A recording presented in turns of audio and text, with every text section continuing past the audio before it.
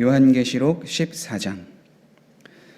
또 내가 보니 보라, 어린 양이 시온산에 섰고 그와 함께 14만 4천이 서 있는데 그들의 이마에는 어린 양의 이름과 그 아버지의 이름을 쓴 것이 있더라. 내가 하늘에서 나는 소리를 들으니 많은 물소리와도 같고 큰 우레소리와도 같은데 내가 들은 소리는 검은 고 타는 자들이 그 검은 고를 타는 것 같더라. 그들이 보좌 앞과 내 생물과 장로들 앞에서 새 노래를 부르니 땅에서 속량함을 받은 14만 4천 밖에는 능히 이 노래를 배울 자가 없더라. 이 사람들은 여자와 더불어 더럽히지 아니하고 순결한 자라. 어린 양이 어디로 인도하든지 따라가는 자며 사람 가운데에서 속량함을 받아 처음 익은 열매로 하나님과 어린 양에게 속한 자들이니 그 입에 거짓말이 없고 흠이 없는 자들이더라. 또 보니 다른 천사가 공중에 날아가는데 땅에 거주하는 자들 곧 모든 민족과 종족과 방언과 백성에게 전할 영원한 복음을 가졌더라. 그가 큰 음성으로 이르되 하나님을 두려워하며 그에게 영광을 돌리라. 이는 그의 심판의 시간이 이르렀음이니 하늘과 땅과 바다와 물들의 근원을 만드신 이를 경배하라 하더라. 또 다른 천사 곧 둘째가 그 뒤를 따라 말하되 무너졌도다 무너졌도다 큰 성 바벨론이여 모든 나라에게 그의 음행으로 말미암아 진노의 포도주를 먹이던 자로다 하더라. 또 다른 천사 곧 셋째가 그 뒤를 따라 큰 음성으로 이르되 만일 누구든지 짐승과 그의 우상에게 경배하고 이마에나 손에 표를 받으면 그도 하나님의 진노의 포도주를 마시리니 그 진노의 잔에 섞인 것이 없이 부은 포도주라. 거룩한 천사들 앞과 어린 양 앞에서 불과 유황으로 고난을 받으리니 그 고난의 연기가 세세토록 올라가리로다. 짐승과 그의 우상에게 경배하고 그의 이름표를 받는 자는 누구든지 밤낮 쉼을 얻지 못하리라 하더라. 성도들의 인내가 여기 있나니 그들은 하나님의 계명과 예수에 대한 믿음을 지키는 자니라. 또 내가 들으니 하늘에서 음성이 나서 이르되 기록하라. 지금 이후로 주 안에서 죽는 자들은 복이 있도다 하시매 성령이 이르시되 그러하다. 그들이 수고를 그치고 쉬리니 이는 그들이 행한 일이 따름이라 하시더라. 또 내가 보니 흰 구름이 있고 구름 위에 인자와 같은 이가 앉으셨는데 그 머리에는 금 면류관이 있고 그 손에는 예리한 낫을 가졌더라. 또 다른 천사가 성전으로부터 나와 구름 위에 앉은 이를 향하여 큰 음성으로 외쳐 이르되 당신의 낫을 휘둘러 거두소서. 땅의 곡식이 다 익어 거둘 때가 이르렀음이니이다 하니 구름 위에 앉으신 이가 낫을 땅에 휘두르매 땅의 곡식이 거두어지니라. 또 다른 천사가 하늘에 있는 성전에서 나오는데 역시 예리한 낫을 가졌더라. 또 불을 다스리는 다른 천사가 제단으로부터 나와 예리한 낫 가진 자를 향하여 큰 음성으로 불러 이르되 내 예리한 낫을 휘둘러 땅에 포도송이를 거두라. 그 포도가 익었느니라 하더라. 천사가 낫을 땅에 휘둘러 땅에 포도를 거두어 하나님의 진노의 큰 포도주 틀에 던지매 성 밖에서 그 틀이 밟히니 틀에서 피가 나서 말 굴레에까지 닿았고 1600 스타디온에 퍼졌더라. 아멘. 바로 앞장이었던 요한계시록 13장에는 고난과 핍박을 받았던 성도들에 대해서 나오는데요. 오늘 본 장의 시작은 그러한 사람들이 아니라 이제는 하나님의 영광스러운 보좌에서 하나님을 찬양하고 새 노래를 부르는 성도들의 모습으로 이야기가 시작됩니다. 사도 요한은 시온산에 있는 어린 양의 모습을 바라보게 됩니다. 여기서 시온산은 하나님께서 머물고 계신 곳이고 또 이스라엘의 구원과 승리가 선포되었던 또 앞으로 장차 그곳에서 하나님을 찬양하며 하나님을 부르게 될 영광스러운 장소입니다. 어린 양이 시온산에 서 있다라는 것은 다른 이유가 아닙니다. 앞장에서 우리가 함께 나누었던 것처럼 거기에서의 전쟁 속에서 그 권세를 받은 우상과 짐승과 그들이 땅에서 그 전쟁을 하면서 그들에게 승리가 있었는가? 그것이 아니다라는 것이죠. 시온산에 계신 어린 양을 보면서 결국에 최후의 승리를 갖게 되는 분이 누구인가? 그것을 분명하게 보여주고 있습니다. 그 승리의 대상은 다른 것이 아닌 바로 어린 양의 이름을 가진 자, 곧 예수 그리스도임을 우리는 알 수 있습니다. 예수님의 곁에, 어린 양의 이름을 갖고 있는 그 곁에는 14만 4천 명, 그러니까 구원받은 주님의 성도들이 그곳에 있는 것을 보게 됩니다. 그리고 그들에게는 이러한 특징이 있는데 1절의 말씀입니다.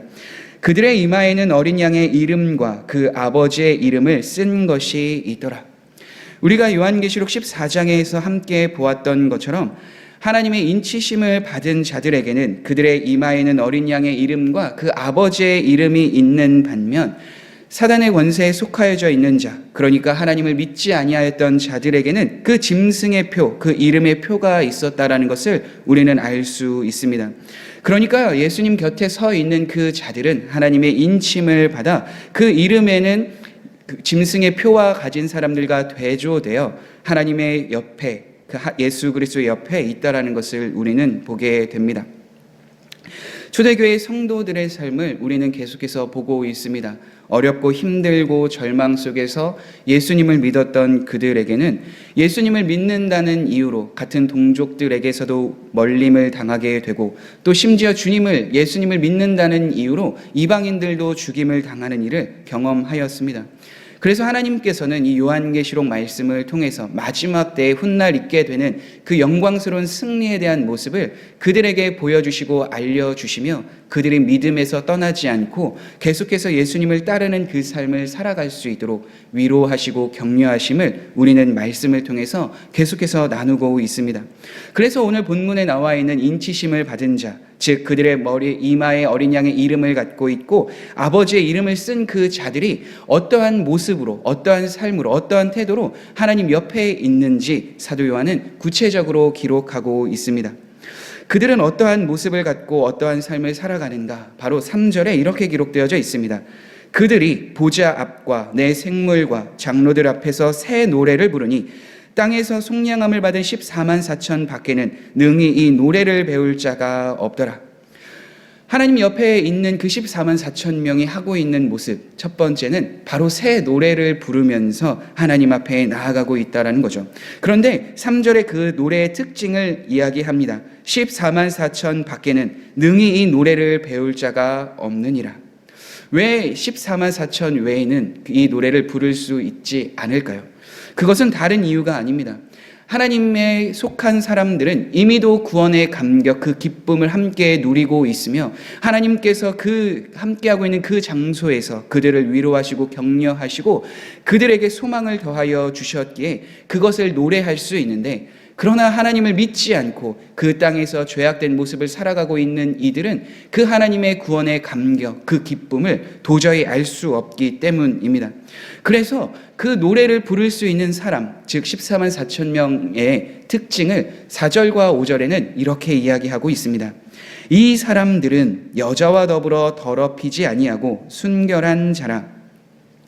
어린 양이 어디로 인도하든지 따라가는 자며 사람 가운데에서 속량함을 받아 처음 익은 열매로 하나님과 어린 양에게 속한 자들이니 그 입에 거짓말이 없고 흠이 없는 자들이더라. 먼저 이 사람들의 특징, 이 14만 4천 명의 성도들을 이렇게 이야기하는데 여자와 더불어 더럽히지 않은 자들이다라고 이야기를 합니다. 구약의 성경을 보면 하나님에 대해서, 그러니까 이스라엘 백성들이 하나님 앞에 나아가지 못하고 하나님을 버리고 우상을 숭배하였을 때 그것을 음행하였다라고 이야기하는 것을 우리는 말씀을 통해 보게 됩니다.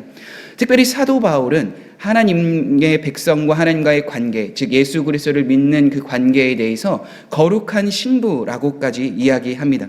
그러니까 여기서 음행한 것, 그러니까 여자와 더불어 더럽히지 아니하고 순결한 자라는 것은 하나님을 바라보고 하나님을 믿는 그 태도와 그 삶을 살아간 성도들을 이야기합니다. 그래서 그 사람들은 어떠한 힘듦과 유혹이 찾아오더라도, 심지어 죽음의 위기가 있다 하더라도 하나님을 버리는 일을 행하지 아니하고 우상과 겸하여 섬기는 그 일도 행하지 아니하며 계속해서 예수님을 바라보며 순결한 삶을 살았다는 것을 우리는 이 말씀을 통해서 보게 됩니다. 초대교회 성도들에게 있었던 고난과 어려움 속에서 힘들었던 것은 바로 로마 황제를 숭배하라고 하였던 그 신의 경배에 있었습니다. 그리고 세상 속에서 살아갈 때 예수 그리스도를 따르지 못하도록 그 권력과 그 모든 돈에 대한 일들로 인해서 그 굴복하였던 사람들이 초대교회에 있었던 거죠. 그런데 오늘 성경에 기록되었던 이 자들은 그러한 삶, 그러한 것에 타협하지 않고 계속해서 주님을 바라보며 나아간 삶을 살았던 사람입니다.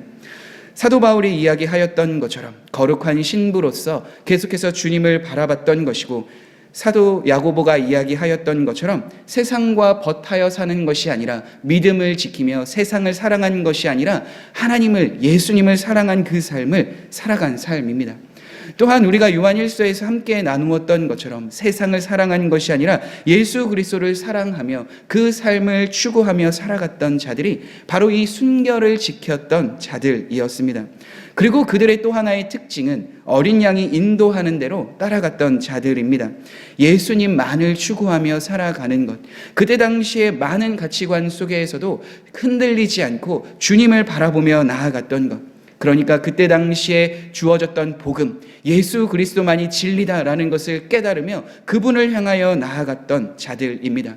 예수님께서 제자들의 특징을 이야기하셨을 때 자기를 부인하고 십자가를 따르는 것이 제자의 삶이다라고 말씀하여 주셨는데, 자신을 부인하고 그 십자가를 따르기 위해서 어린 양만을 바라보며 나아갔던 그 사람들을 성경은 이야기하고 있습니다.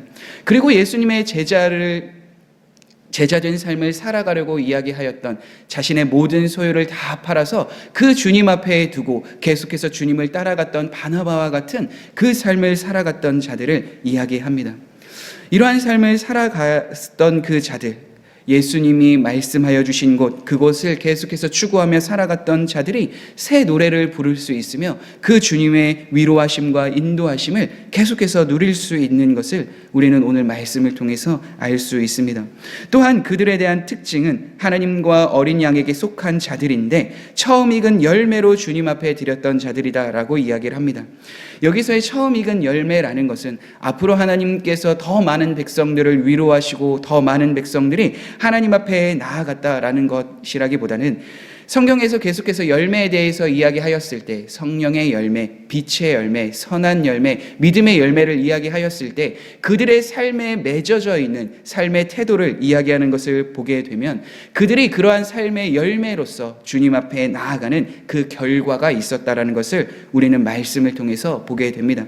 그러니까 그들이 드렸던 그 열매는 다른 것이 아닙니다. 그들의 삶에서 순결함을 갖고 계속해서 자기를 부인하며 십자가를 따르며 그 안에 내주하고 계신 성령님과 함께하며 성령의 열매, 그리고 빛의 열매, 선한 열매로서 주님 앞에 그 삶을 계속해서 추구하며 변치 않게 살아갔다는 것을 보게 됩니다.